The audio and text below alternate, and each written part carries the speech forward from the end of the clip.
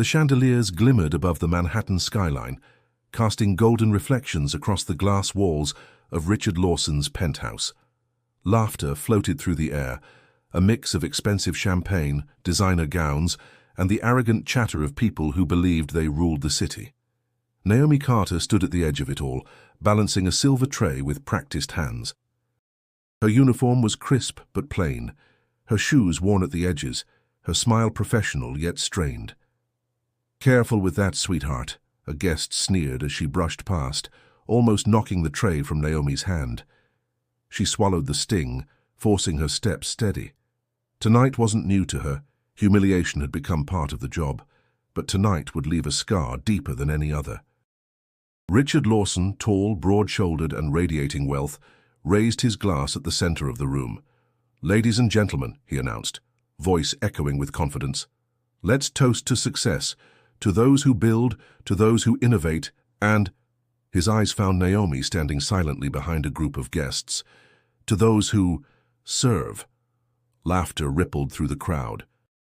Naomi froze, her grip tightening on the tray. "Tell me, Naomi," Richard continued, waving her closer like a master summoning a servant, "what's it like scrubbing floors while the rest of us sign million-dollar deals?" His grin widened, and more laughter followed, sharp and cruel. Naomi's cheeks burned. She wanted to speak, to fight back, but every instinct told her to remain quiet. She lowered her eyes, whispering, "Excuse me, sir," before turning away, praying no one noticed the tears pressing at the corners of her vision. In that moment, something broke inside her, but something else sparked to life. Before we continue Naomi's unforgettable journey, make sure you subscribe to the channel so you don't miss the next chapter of this incredible story. Naomi retreated into the kitchen, where the laughter of the rich was muffled by clattering dishes and the hiss of steam. She leaned against the counter, her hands trembling as she set down the tray. Another maid, Rosa, touched her shoulder gently. "Don't let him get to you, Naomi. He's just another man with money and no heart." Naomi nodded, though the humiliation burned too deep for comfort. "It's not just him, Rosa. It's the way they all look at me, like I don't belong, like I'll never belong."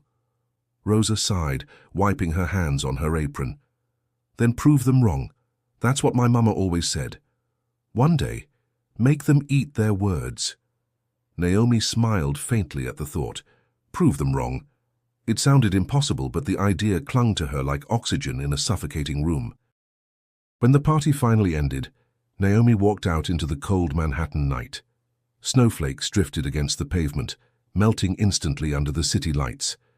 She pulled her coat tighter around her shoulders, the smell of wine and cigar smoke lingering on her clothes. Her feet ached, but her mind was racing. Richard's laughter echoed in her ears. Every cruel word, every smug glance, every careless display of wealth cut into her like a blade. But underneath the pain, a vow was forming, a vow she would carry with her forever. "I won't be their joke anymore," she whispered to herself as a yellow cab sped past, splashing water onto the curb. "I'll rise so high they'll have no choice but to see me. And when they do, it won't be as their maid." The city loomed above her, towering skyscrapers glistening like unreachable dreams. Yet for the first time, Naomi didn't see them as barriers. She saw them as challenges waiting to be conquered. The night swallowed her small figure as she walked down the slick streets, but inside her chest, something had ignited, something fierce, unshakable, and unstoppable. And though Naomi could not yet imagine the battles ahead, she knew one thing for certain. Richard Lawson's cruel laughter would not define her. Instead, it had planted the seed of her future empire. The next morning, Naomi sat on the worn sofa in her mother's small Atlanta home, a cup of coffee warming her hands. The house smelled faintly of fried bacon and laundry detergent, familiar comforts that wrapped around her like a blanket. Yet her heart was still restless, her mind replaying every word Richard had spoken the night before.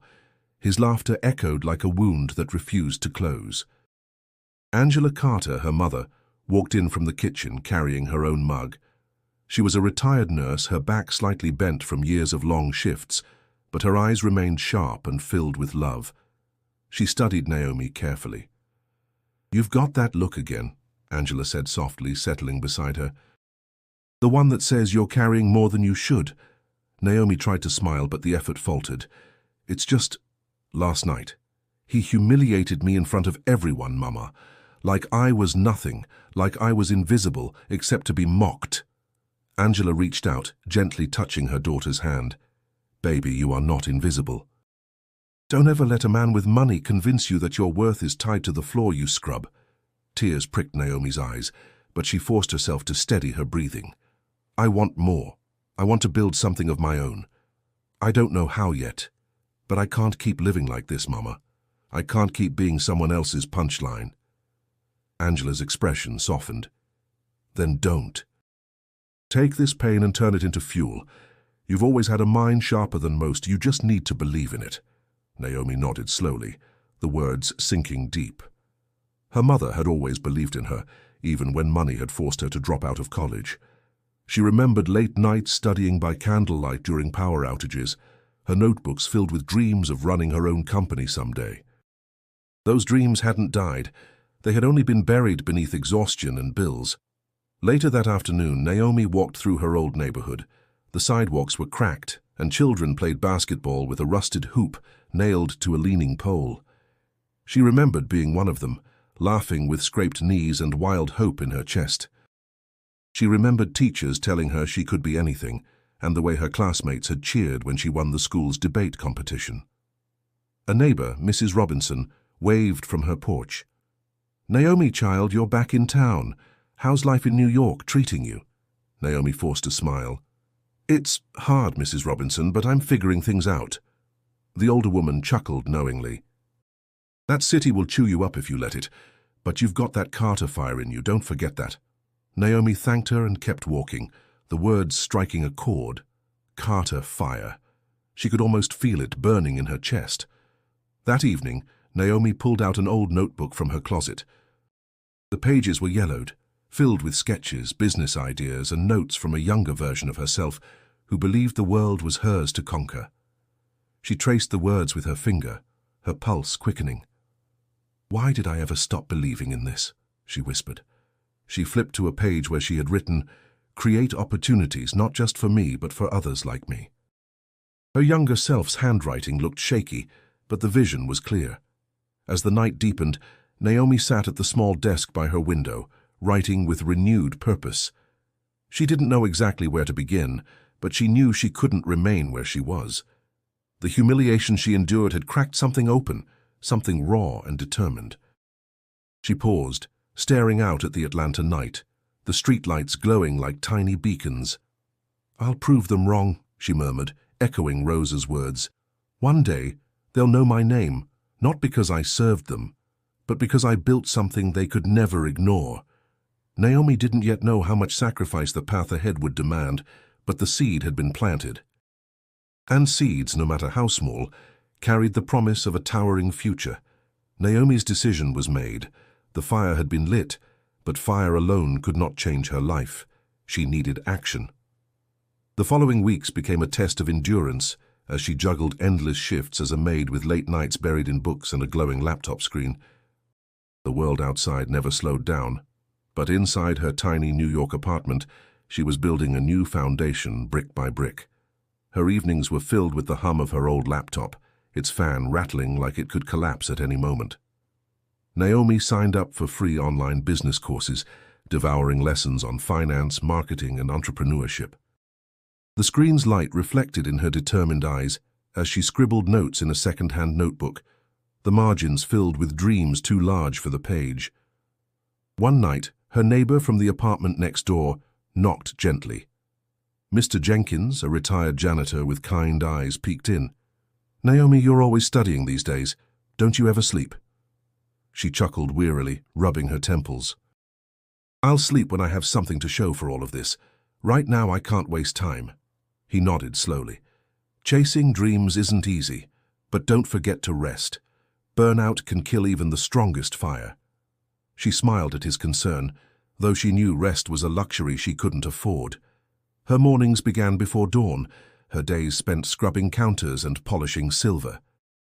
Every dollar she earned went into a jar she kept hidden in her closet, her future fund. It wasn't much, but each coin and bill was a step toward the woman she intended to become. Yet not everyone shared her vision. One evening, while folding laundry at the laundromat, Naomi mentioned her studies to a coworker named Denise. "You? Start a business?" Denise laughed, shaking her head. "Girl, be real. We're maids, that's what we are. Don't set yourself up for disappointment." The words cut deep, not because they were true, but because they echoed the doubt that sometimes whispered inside Naomi herself. She stayed quiet, folding her uniform neatly, but her silence carried a vow. She would never let Denise's cynicism define her path. At home, Angela called often, her voice carrying warmth over the crackling phone line. "Baby, don't listen to anyone who tells you what you can't do. You've always been a fighter. Remember how you saved up for your first laptop in high school? You worked at the grocery store every weekend until you bought it. You've done it before, Naomi. You can do it again." Her mother's encouragement was a lifeline. When exhaustion threatened to drag her down, Naomi clung to those words like a rope. One chilly Saturday morning, Naomi sat at her small kitchen table, coffee steaming beside her. She stared at a blank page in her notebook, frustration gnawing at her.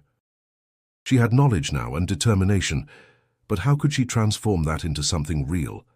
Her pen scratched across the page as she wrote ideas. Cleaning services, app-based platforms, community support networks. None of it felt perfect, but she forced herself to keep going. "Start somewhere," she whispered, "even if it's small." Doubt lingered like a shadow, but Naomi pushed through it. Each night she studied longer, saved harder, and imagined the day when she wouldn't wear a uniform for anyone else again. Still, the mountain before her was steep. Investors, offices, opportunities, all felt impossibly far away. She was just a maid in New York, after all, but as she closed her notebook that night, her heart steadied with one simple truth: small beginnings were still beginnings. And though the road ahead was uncertain, Naomi had already taken her first step. Naomi's life had settled into a rhythm of work, study, and exhaustion. Yet, beneath the fatigue, was a growing sense of possibility. Each late night spent learning and each dollar tucked away in her savings jar brought her closer to a future that felt both impossible and inevitable.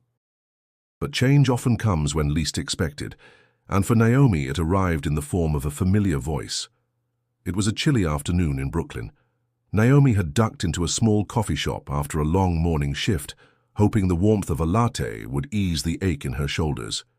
She sat in the corner, notebook open, scribbling half-formed ideas. Her concentration broke when someone said her name, tentative but certain. "Naomi Carter." She looked up, startled. Standing before her was Marcus Reed. He was taller than she remembered, his posture confident, his suit tailored but not flashy. His smile carried both surprise and recognition. "Marcus?" Naomi blinked, a wave of childhood memories rushing back. School hallways, neighborhood basketball games, the shared dream of leaving their struggles behind. He laughed lightly. "It's really you. After all these years. I thought I'd never run into anyone from home in this massive city." Naomi stood, hugging him warmly. "What are you doing here?" "Last I heard you were headed to law school." "I was," Marcus said, sliding into the chair across from her. "And I made it. I'm a lawyer now, working at a firm in Manhattan. It's demanding, but it feels worth it." Naomi's eyes widened with pride for him. "That's incredible, Marcus. You actually did it." He tilted his head, studying her carefully. "And what about you? What's your story these days?" She hesitated, her gaze dropping to her notebook filled with sketches and plans. Part of her wanted to dismiss herself as just another maid, but something inside refused to let that be the whole truth. "I've been working," she admitted, "mostly as a maid, but I've also been building something, studying, planning. I want to start my own business someday." Marcus leaned forward, interest sparking in his eyes. "Now that sounds like the Naomi I remember. You always had big dreams." A flush warmed her cheeks. "Dreams don't pay bills, Marcus. That's the problem. But I can't let go of them either." He nodded thoughtfully. "Don't. The world's already full of people who gave up. The fact that you're still fighting means you're closer than you think." Their conversation stretched into hours. Naomi told him about her online courses, her nights spent balancing exhaustion with ambition, the skepticism of co-workers who said she was aiming too high. Marcus listened intently, never once mocking or doubting. Instead, he encouraged her, his words steady and practical. "You'll need protection for your ideas," he said. "Contracts, legal structures, things most people overlook. If you're serious, I can help guide you through that. I won't charge you. Consider it, paying back an old friend." Naomi's throat tightened with gratitude. "Marcus, I can't let you just—" "You can and you will," he interrupted gently, "because I believe in you. And because I've seen where you come from. If anyone deserves to rise, it's you." The sincerity in his tone struck her deeply. For years, she had fought her battles in silence, carrying the weight alone. Now, for the first time, she felt the presence of an ally, someone who saw her potential without dismissing it. As the sun dipped behind the city skyline, Naomi walked home with a lighter step. The street still smelled of exhaust and fried food. Her uniform still clung with traces of cleaning supplies, but her heart was filled with something brighter. For the first time in a long while, she didn't feel alone in her fight. Marcus's words replayed in her head like a steady drumbeat. "You're closer than you think." And though she didn't yet know how, Naomi believed him. Naomi had always known the path wouldn't be easy, but she hadn't imagined just how brutal the world of investors could be. With Marcus's guidance, she refined her pitch deck, polished her ideas, and rehearsed her presentation until her voice was hoarse. She poured every ounce of her hope into those slides, believing that if she could just get someone to listen, they would see what she saw. Her first meeting was in a sleek glass tower in Midtown Manhattan. The lobby smelled of marble and money, filled with men in tailored suits and women in designer heels. Naomi wore her best outfit, a simple navy dress bought on clearance, paired with borrowed heels from Rosa. She clutched her folder so tightly her knuckles whitened, but her determination kept her spine straight. The investor, a man named Mr. Hargrove, barely looked at her as she began to speak. He scrolled on his phone, occasionally glancing up with an air of boredom. Naomi described her vision, a platform that connected cleaning professionals to clients with transparency, dignity, and fair wages. When she finished, he leaned back smirking. "It's quaint, but let's be realistic. A maid trying to run a tech company. Investors want to put their money in safe hands. Do you even have the pedigree for this? Harvard? Stanford? An MBA?" Naomi swallowed hard, forcing her voice steady. "No, but I have first-hand knowledge of this industry, and I know the people who live it every day. This isn't just an idea, it's a solution." He chuckled, waving dismissively. "Solutions don't matter without credibility, and frankly, I don't see it." The rejection stung, but Naomi thanked him politely and left, her heart pounding with humiliation. The city air outside felt colder than before, the skyscrapers towering above her like monuments to power she didn't possess. But she didn't give up. Over the next month, she scheduled meeting after meeting. She borrowed subway fare from Rosa, skipped meals to save money, and walked into offices filled with condescension. One investor told her, "Stick to what you know, sweetheart. You're wasting your time." Another laughed openly and said, "You want me to believe you can outsmart established corporations? Don't make me laugh." Each dismissal chipped away at her spirit, but none of them broke it. Every no became fuel, every insult a reminder of what she was fighting against. One night after her 7th rejection in 2 weeks, Naomi sat in her tiny apartment with Marcus on speakerphone. She couldn't keep the frustration from her voice. "Maybe they're right, Marcus. Maybe I don't belong in that world. Every single one of them looks at me like I'm a joke." Marcus's tone was firm, unshakable. "They're wrong, Naomi. They're blinded by privilege and prejudice. They don't see your worth because they don't want to. But listen to me. You don't need all of them. You just need one. One believer, one door to open, and the rest will follow." His words steadied her, though doubt still lingered like a shadow. She closed her notebook, staring at the city lights through her window. The rejection hurt, but deep down she knew surrender wasn't an option. She whispered to herself, as if daring the universe to hear, "I'll find that one believer. even if I have to knock on 100 doors. Her heart was bruised but not broken. And though the weight of rejection pressed heavy on her shoulders, Naomi's determination was harder than the marble floors she walked on. She would keep searching until someone finally saw the vision she carried. Naomi's notebook was filled with rejection marks, names of investors crossed out in bold strokes, little notes like dismissed me or laughed at the idea. But instead of discouraging her, those scribbles became battle scars, proof that she hadn't given up. Still, her savings were thinning, and each subway ride felt heavier than the last. She needed a break, some spark of hope. It came unexpectedly during a community networking event in Los Angeles. Marcus had urged her to go, insisting that sometimes opportunities lived outside the polished Manhattan towers. Reluctantly, Naomi flew west, her ticket paid for by months of side hustles and sleepless nights. The event wasn't glamorous, no crystal chandeliers or champagne flutes. It was held in a modest conference center, buzzing with entrepreneurs from different backgrounds. Booths displayed apps, small businesses, and social initiatives. For the first time, Naomi felt she wasn't the only dreamer in the room. As she moved between tables, explaining her concept to anyone who would listen, most people offered polite nods before drifting away.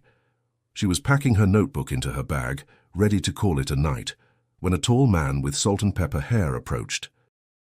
His presence was calm but commanding, and the badge on his jacket read, "Jordan Fields, Venture Capitalist." "I overheard your pitch," he said, extending his hand. "You're Naomi, right?" Caught off guard, she shook his hand firmly. "Yes, Naomi Carter. And you are?" "Jordan Fields. I run a firm here in Los Angeles. We invest in businesses that disrupt traditional industries." "What you described caught my attention." Naomi blinked, uncertain whether he was serious. "Most people don't think a cleaning service app is worth much attention." Jordan smiled slightly. "That's because most people overlook industries that keep society running. Cleaning, transportation, food, these are essentials. You're not just offering a service, you're redefining dignity for workers who've been ignored." Her chest tightened, emotions welling unexpectedly. Someone was finally speaking her language. "That's exactly it. I want to build a platform where cleaners aren't treated like disposable labor, but as professionals. Fair wages, benefits, accountability. Clients get quality and workers get respect." Jordan's expression sharpened with interest. "Tell me more." They sat down at a corner table, and Naomi poured out her vision, the struggles she had seen firsthand, the endless exploitation in an industry where workers were invisible, and her dream of using technology to bridge the gap. She spoke with a mix of nerves and passion, her hands trembling at first, then moving with confidence. When she finished, Jordan leaned back, silent for a moment. The pause stretched long enough for Naomi's stomach to knot with dread. Finally, he spoke. "You remind me of myself when I started out. No one believed in me either. But your fire, your clarity, it's rare. I'm willing to take a chance." Naomi's breath caught. "You mean invest?" He nodded. "I'll give you seed funding, not enough to build an empire overnight, but enough to test your model, hire a few people, and prove this works. If you succeed at that stage, I'll bring in more investors." Her eyes burned, but she forced herself to stay composed. "Mr. Fields, I don't even know how to thank you." "By not wasting the opportunity," he replied simply. "I believe in ideas, Naomi. But more than that, I believe in people. And I believe in you." That night, as she walked out into the warm Los Angeles evening, Naomi felt a shift inside her. For the first time, someone with power had seen her not as a maid, not as a joke, but as a visionary. The door she had been pounding on for so long had finally opened, and Naomi intended to step through it with everything she had. The money from Jordan Fields landed in Naomi's account with a weight that was both exhilarating and terrifying. For the first time in her life, she wasn't just dreaming, she had real capital, a real chance. But with that chance came pressure. Every dollar she spent carried the weight of possibility and risk. Failure wasn't just about her anymore. It meant letting down the man who had believed in her when no one else would. Her first step was finding a team. Naomi didn't look for polished resumes or Ivy League degrees. She looked for people who, like her, understood the struggle. She placed flyers in laundromats, church bulletin boards, and community centers across Brooklyn. Within a week, she had gathered a small group, 5 workers who knew the cleaning industry inside out. There was Marcia, a single mother with 2 kids, Darnell, a former janitor laid off during budget cuts, Lila, who had been juggling 2 part-time jobs just to pay rent, and 2 sisters, Tanya and Rochelle, who cleaned offices at night. They were skeptical at first, unsure if Naomi's platform was anything more than talk. "I've heard promises before," Marcia said during their first meeting in Naomi's cramped apartment. "They always say we'll get respect and fair pay, but it never lasts." Naomi met her gaze firmly. "I'm not promising magic. I'm promising a system where we're in control. No middlemen stealing our wages, no clients treating us like dirt. We set the standards. And we build it together." Her conviction softened their doubts. By the end of the night, they agreed to take the leap. The next few months were a storm of trial and error. Naomi worked alongside her team, scrubbing floors, dusting shelves, and answering client calls herself. She learned that building trust wasn't about fancy technology, it was about reliability. When a hotel's lobby floor gleamed brighter than ever, Naomi knew they had done something right. But the road wasn't smooth. One week, half her workers quit, overwhelmed by the uncertainty of a startup. The app Naomi had hired a cheap developer to build crashed constantly, leading to double bookings and angry clients. Money slipped through her fingers faster than she had expected. One evening, sitting at her desk surrounded by unpaid invoices, Naomi buried her face in her hands. The walls seemed to close in, her heart pounding with the weight of failure. "Maybe Denise was right," she whispered. "Maybe this is too big for me." Marcus called that night, sensing her despair. "Naomi, listen to me. Every business stumbles in the beginning. The difference between success and failure isn't perfection, it's persistence. Don't let these setbacks convince you you're not capable. You are." His words anchored her. She wiped her tears and returned to the pile of papers, determined to fix what she could. Slowly, lessons turned into improvements. Naomi reinvested what little she had into hiring a better developer, this time someone who believed in her mission. The new version of the app was smoother, allowing clients to book with transparency and workers to see their earnings instantly. It wasn't perfect, but it was progress.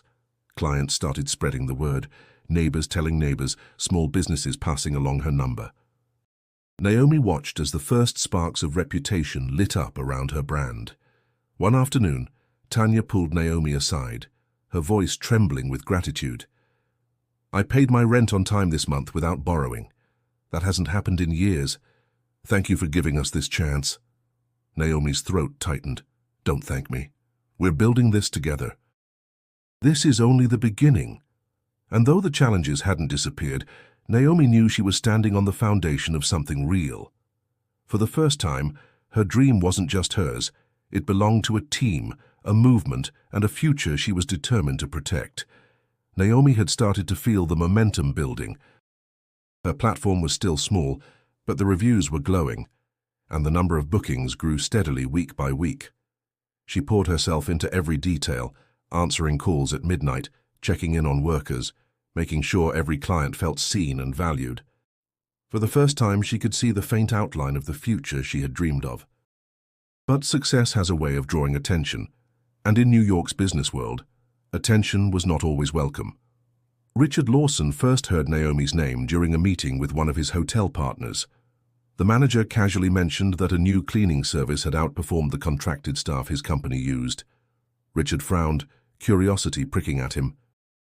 "What's the name of this company?" he asked, his tone sharp. The manager flipped through notes. "Carter Clean Solutions. Small startup, but surprisingly efficient." Richard's expression hardened. Carter. It couldn't be. He excused himself after the meeting, his mind replaying the memory of that party. The maid with trembling hands and lowered eyes, the one he had mocked to entertain his guests. The idea that she could be the same woman now making headlines in his industry was unthinkable. That evening, Richard vented to his assistant. "A maid? That's all she was. Do you know how many people laughed at her that night? And now she thinks she can compete with me?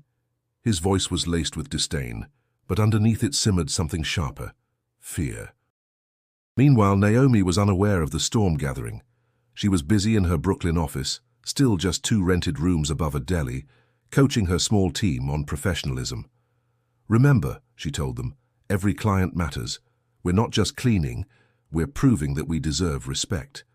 Her workers nodded, inspired by the conviction in her voice. But outside those walls, Richard was already making moves. Within weeks, Naomi began noticing odd patterns. Long-time clients suddenly cancelled contracts without explanation. Suppliers who had agreed to provide cleaning products at discounted rates backed out. Rumors spread that her app wasn't reliable, that her workers weren't insured, that her company was unstable. Late one night, she sat with Marcus, frustration boiling over. It doesn't make sense. We were doing everything right and suddenly doors are closing in my face again. It feels like someone is pulling strings. Marcus narrowed his eyes. I've seen this before. It smells like sabotage. Naomi, who stands to lose the most from your success? The answer came to her instantly, a name that made her chest tighten. Richard Lawson. Marcus leaned forward. If it's him, you need to be careful. He's powerful, connected, and he won't play fair. But remember, he's also predictable. Men like him underestimate women like you. That's his weakness. Naomi clenched her fists, the memory of Richard's mocking voice flooding back. If he thinks I'll bow out quietly, he's wrong. I've worked too hard to give him that satisfaction. But deep down, she felt the weight of what was coming. This wasn't just about cleaning contracts anymore. This was becoming a battle, a clash between the man who once humiliated her and the woman determined to rise above him. As she lay in bed that night, the city humming outside her window, Naomi whispered to herself, "He doesn't scare me anymore. If he wants a fight, he'll get one, but this time I'm not the maid in the corner. I'm the woman building something he can't stop." And though the path ahead promised new obstacles, Naomi's resolve only hardened. Richard had noticed her now, but that didn't mean she would retreat. It meant she was finally being seen. The setbacks orchestrated by Richard had left Naomi bruised but not broken. She doubled her efforts, making calls late into the night, personally visiting clients, and reassuring her team that their work spoke louder than the lies spreading against them. But beneath the pressure, doubt whispered constantly. What if all of this collapsed before it even had a chance to grow? Then one call changed everything.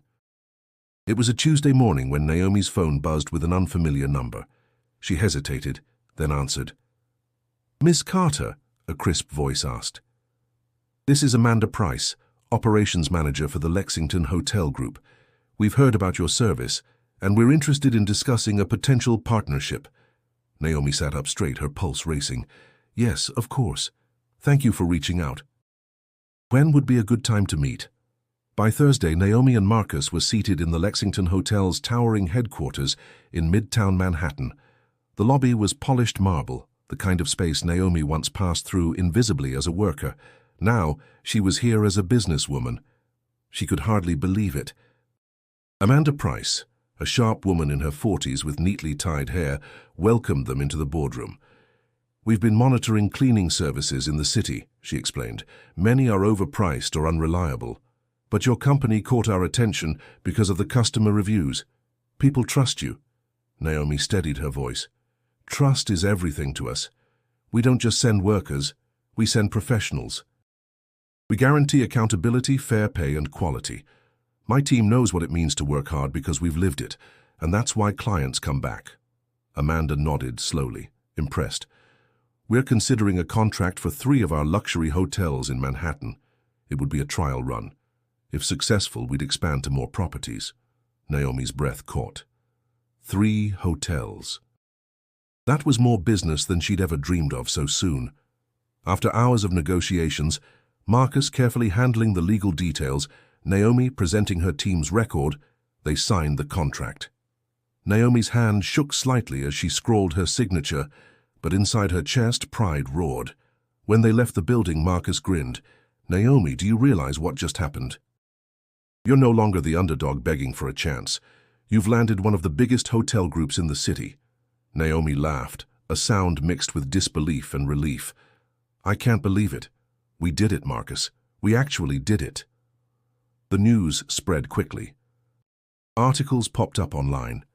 Small startup cleans its way into luxury market, and Carter Clean Solutions rising as new player in hospitality services. For the first time, Naomi's name appeared not as a footnote, but as a headline. Her workers celebrated too. Tanya and Rochelle hugged her after their first day at the Lexington Hotel, their uniforms crisp and their smiles wide. "Naomi, the staff treated us like equals," Tanya said, tears glistening in her eyes. "I've never felt that before on a job." Naomi's chest swelled. "That's exactly why we're here. This is just the beginning." Meanwhile, Richard Lawson sat in his office, glaring at a news article with Naomi's photograph beside it. He slammed the paper down, anger flaring. How is she getting contracts like this? She was supposed to be nothing. Nothing. His pride burned hotter than any financial concern. Naomi wasn't just competition. She was a living reminder of the night he had humiliated her, and the fact that she had risen instead of fallen made the sting unbearable. But Naomi didn't waste time thinking about him. She was too busy working, building, and preparing for the next step. Her first major victory wasn't just a contract. It was proof that her dream was real. For the first time, Naomi didn't just see the path ahead. She believed she could walk it. Naomi's first victory gave her confidence, but it also made her a target. The Lexington contract had placed her company in the spotlight, and not everyone wanted to see her shine. Within weeks, strange problems began to surface, each one threatening to undo everything she had built. It started with deliveries. Cleaning supplies Naomi had ordered never arrived, or they showed up late and incomplete. At first, she thought it was just bad luck. But when 3 separate suppliers cut ties without warning, her suspicion grew. One morning, Marcus walked into her office holding a folder. His jaw was tight, his eyes narrowed. "Naomi, I think Richard is behind this." Her stomach sank. "What do you mean?" Marcus dropped the folder on her desk. Inside were reports linking Richard's company to 2 of the suppliers who had mysteriously cancelled their agreements. "This isn't coincidence. He's using his influence to choke your resources. If he can make you look unreliable, he thinks the Lexington contract will fall apart." Naomi closed her eyes, frustration pressing against her temples. "He's trying to crush me before I can even stand." "Exactly," Marcus said, "but you've faced worse. You're not powerless." Still, the sabotage worked. A week later, the manager of one of the Lexington hotels called. His voice was tense. "Ms. Carter, we've had complaints about delays. If your team can't perform consistently, we'll have to reconsider our contract." Naomi promised to fix it, though her chest felt heavy with dread. That night, she gathered her workers in the office. "I won't lie to you," she said, her voice steady but weighted with honesty. "We're being pushed into a corner. Some people don't want us here, and they'll do anything to stop us. But I believe in what we're building. Do you?" The room was silent for a moment. Then Tanya stepped forward. "I've worked jobs where no one cared if I broke my back or starved. Here, I feel like I matter." "I'm not giving up, Naomi," Rochelle added. "We've already come too far to back down now. If they're trying to break us, it means they're scared." Their loyalty brought tears to Naomi's eyes. "Then we fight together." But fighting wasn't easy. Naomi worked 20-hour days, calling alternative suppliers, paying higher prices just to keep contracts alive. The strain showed on her face, dark circles under her eyes, tension in every movement. One night, exhausted, she sat at her kitchen table staring at unpaid bills. The numbers blurred, and for the first time in months, fear whispered louder than hope. Angela's voice came through the phone when Naomi finally called her. "Baby, breathe. You've carried storms before, and you'll carry this one too. Don't let that man see you break. He doesn't get that power." Naomi wiped her tears, nodding though her mother couldn't see. "I'm trying, Mama, but it feels like everything is slipping." Angela's reply was firm. "Then grip tighter. You were raised to rise, Naomi. Remember who you are." Those words became her anchor. The next morning, Naomi walked into her office, her spine straighter than it had been in weeks. The setbacks hadn't ended, but she refused to let them define her. Every obstacle Richard threw in her path would become proof of her resilience. Still, beneath her determination, a quiet question lingered. How long could she keep fighting without something breaking? The pressure was mounting, and Naomi felt the weight of every cancelled delivery and delayed contract crushing her shoulders. Yet, just when it seemed the walls were closing in, an unexpected figure stepped into her story. It was a quiet evening when she received the message. Her phone buzzed with a text from an unknown number. "I know what Richard is doing to you. Meet me tomorrow 2 p.m. at Café Lorraine on 5th Avenue. VL." Naomi frowned, suspicion prickling her skin. She showed the message to Marcus later that night. "This could be a trap," Marcus warned. "Richard doesn't play fair. He might be trying to lure you into something." Naomi shook her head, determination sparking in her eyes. "If someone has information, I can't ignore it." "I'll be careful, Marcus, but I have to go." The next day, Naomi walked into Café Lorraine, her heart pounding. The smell of roasted coffee beans filled the air, and jazz played softly in the background. At a corner table sat a woman with auburn hair pulled into a neat bun, dressed in a tailored navy coat. She rose when Naomi approached, her handshake firm, her eyes sharp but not unkind. "Naomi Carter," she said. "I've heard a lot about you." Naomi studied her cautiously. "And you are?" "Vanessa Lawson, Richard's cousin." The name hit Naomi like a shockwave. Her guard shot up instantly. "If you're related to him, then why am I here?" Vanessa's lips curved into a wry smile. "Because unlike Richard, I don't measure people by their bank accounts. I've watched him destroy lives for his ego, and frankly, I'm tired of it. You deserve to know what he's doing behind the scenes." Naomi folded her arms, torn between distrust and curiosity. "Why would you help me?" "Because Richard's downfall is overdue," Vanessa said simply. "And because you remind me of myself. I know what it's like to be underestimated." She slid a folder across the table. Inside were documents, emails, contracts, financial records. Naomi's eyes widened as she skimmed them. They detailed Richard's backroom deals with suppliers, his pressure tactics, his efforts to discredit her company by spreading false reports. This is everything," Naomi whispered. "How did you even get this?" Vanessa sipped her coffee calmly. "I've had access for years. I've kept quiet because family loyalty is complicated.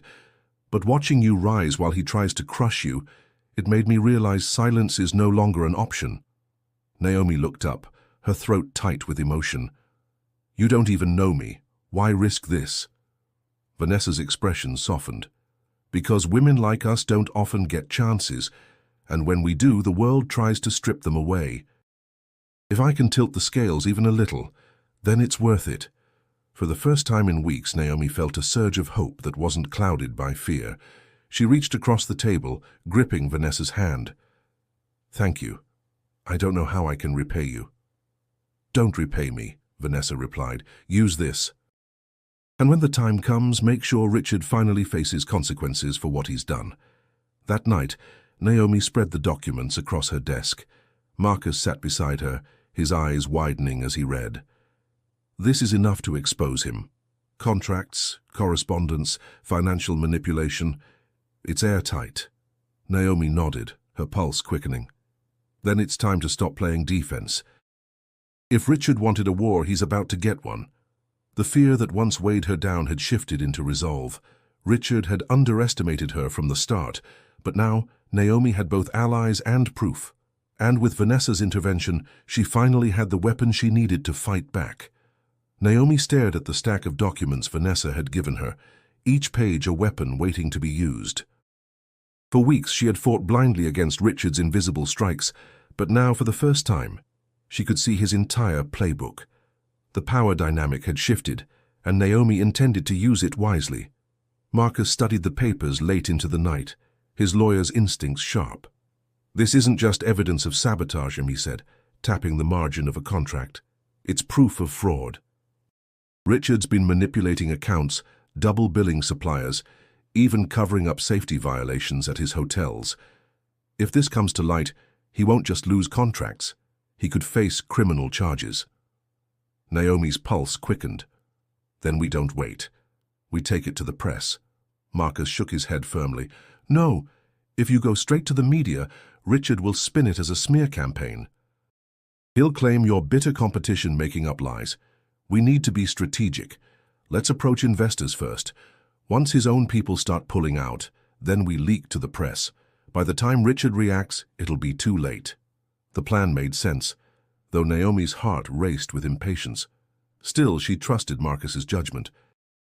Together, they crafted a quiet campaign, carefully delivering the documents to key investors who had money tied up in Richard's company. Within days, the ripple effect began.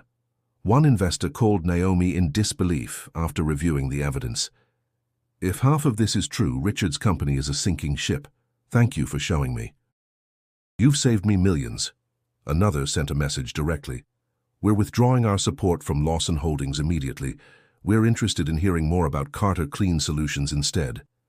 Naomi could hardly believe it. The very doors that once slammed in her face were now opening, not out of pity but out of respect. Her company was no longer just a hopeful startup. It was becoming the safer bet. Meanwhile, Richard felt the ground shifting beneath him. In a tense board meeting, he slammed his fist on the table as investors raised questions about missing funds and suspicious contracts. "You're all being ridiculous," he snapped. "These are baseless rumors spread by a nobody who thinks she can play in the big leagues." But his confidence no longer carried weight. The more he denied, the more desperate he sounded.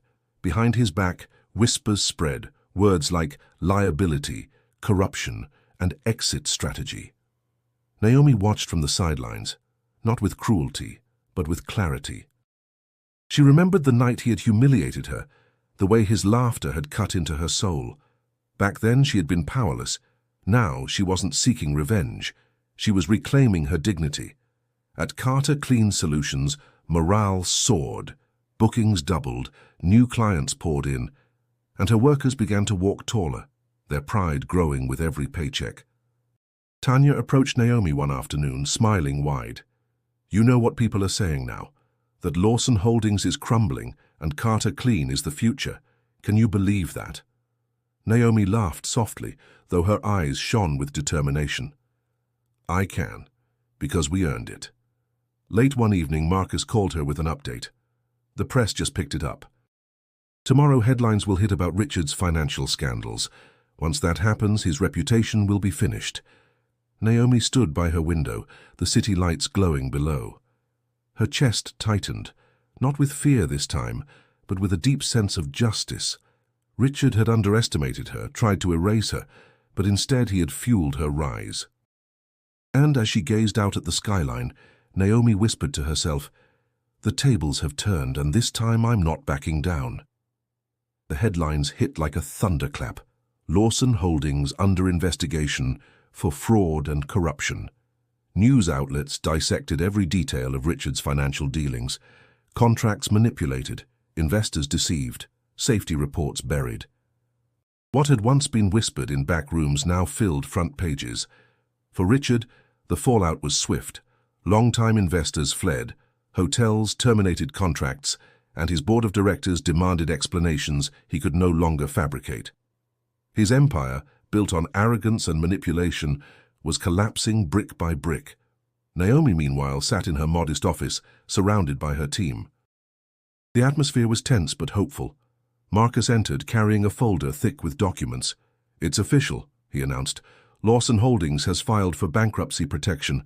Their assets are going to auction. Naomi, this is your chance." She froze, her heart pounding. "You mean we could buy them?" Marcus nodded. "Not all of it, but key assets, contracts, office space, even parts of the workforce. You'd be stepping into the space Richard once owned." Her team exchanged wide-eyed glances. Darnell whispered, "From cleaning houses to owning Lawson's empire. That's unreal."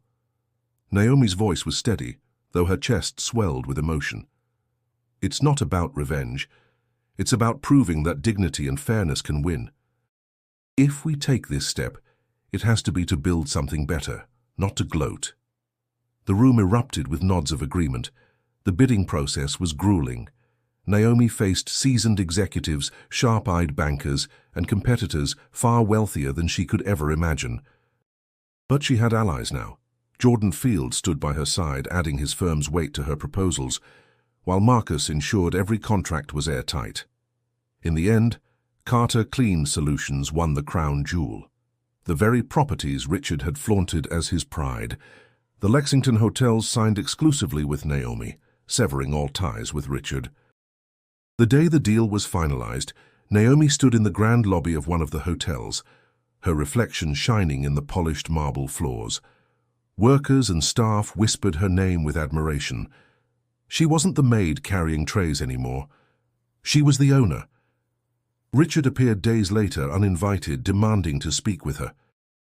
His once impeccable suit was wrinkled, his eyes carrying the desperation of a man watching his world collapse. Naomi met him in the hotel boardroom, her presence calm and commanding. "You?" he spat, disbelief dripping from his voice. "How could you possibly own this place? You don't belong here." Naomi's gaze was steady. "Neither did I belong the night you mocked me at your party, right? But here we are." Richard's face flushed. "This is temporary. You think you've won, but people like me, we always come back." Naomi leaned forward slightly, her tone sharp but dignified.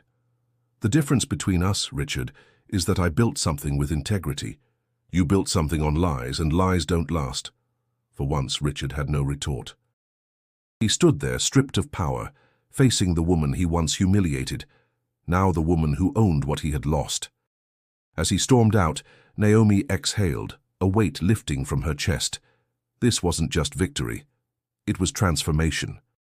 Her team gathered around her later that evening, celebrating with laughter and disbelief. Rochelle raised a glass of sparkling cider. To Naomi, the woman who turned humiliation into empire. Naomi smiled, though her heart was humble. To all of us, because this isn't my empire, it's ours, and it's only the beginning. That night, as the city glimmered outside, Naomi allowed herself a rare moment of stillness. The maid had become the billionaire owner, but more importantly, she had become a symbol of what resilience could achieve.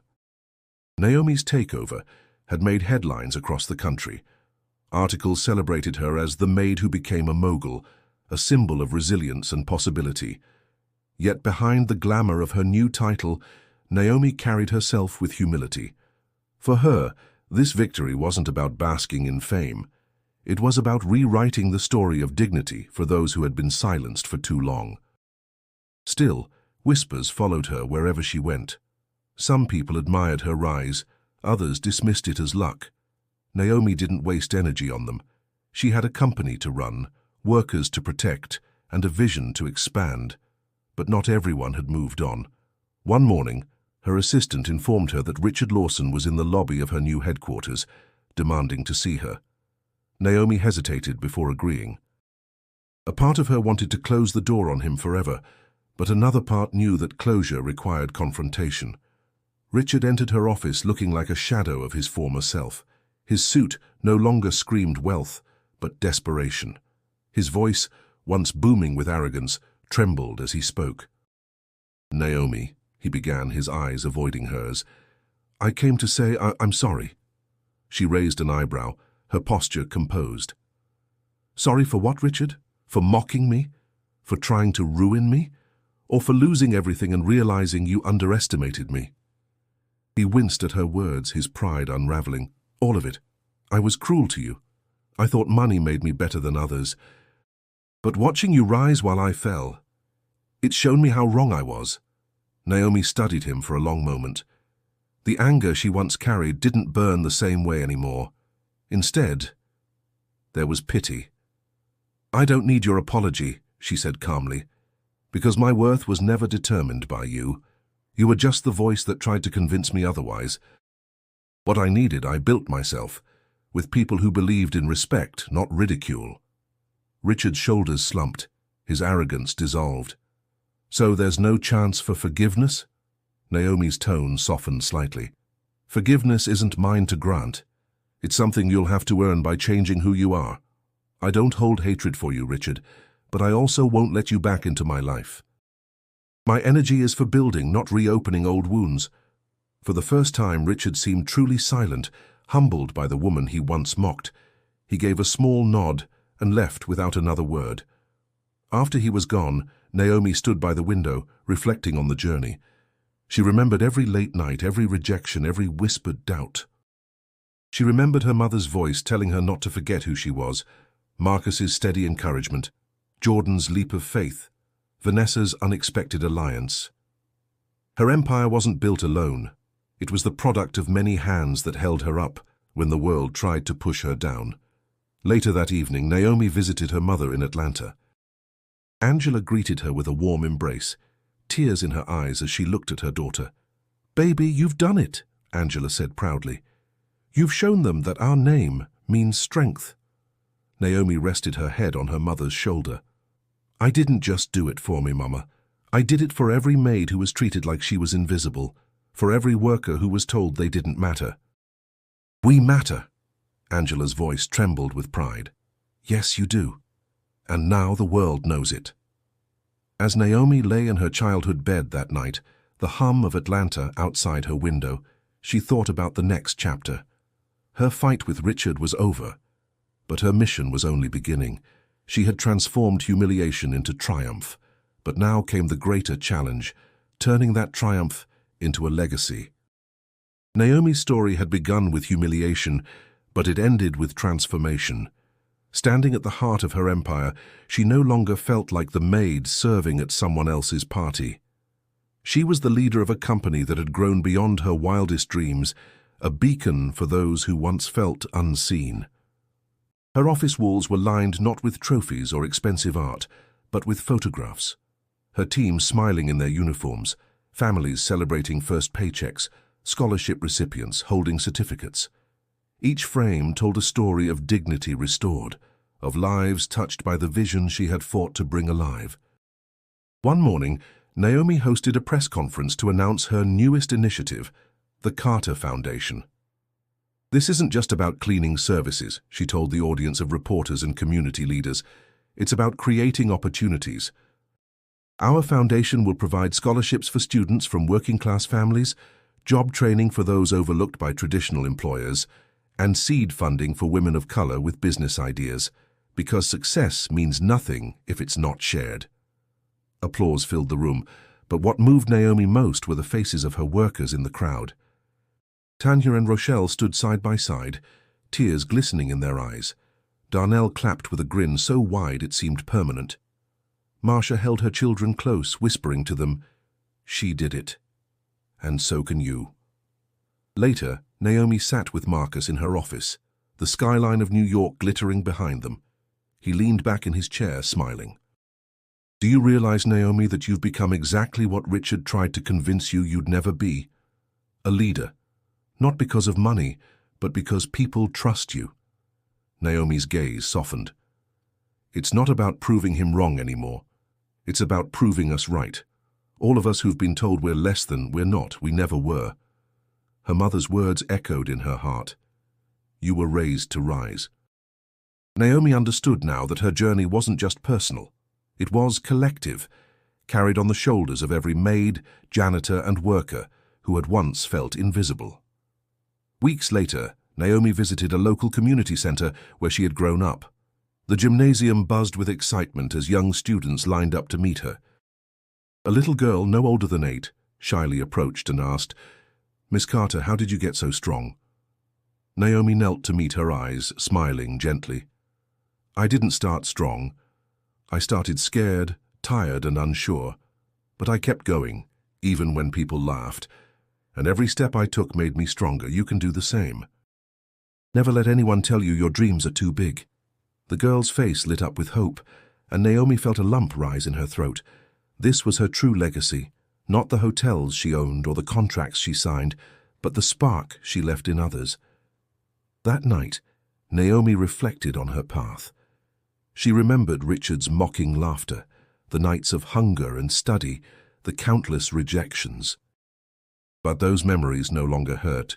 They had become the soil from which her empire had grown. Looking out over the city lights, she whispered, this is just the beginning. Before we close this chapter of Naomi's story, don't forget to subscribe to the channel so you never miss the next powerful journey we share. And if you want to keep watching something just as inspiring, click on the video suggested on your screen. Your next story awaits. Naomi Carter had once been invisible. Now she was unforgettable, and her legacy was only getting started.